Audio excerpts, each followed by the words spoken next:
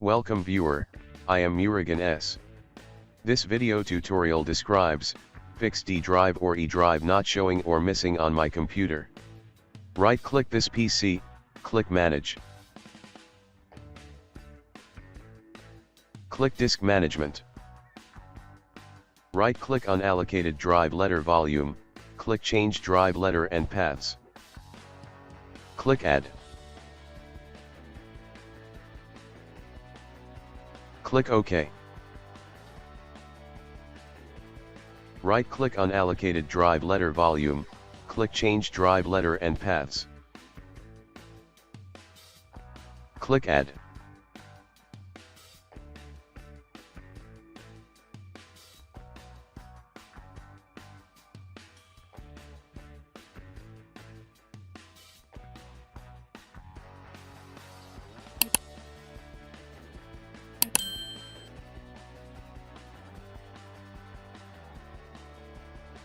I hope this video tutorial helps to you. Please like, share and don't forget to subscribe my channel. Thank you very much. See you next video.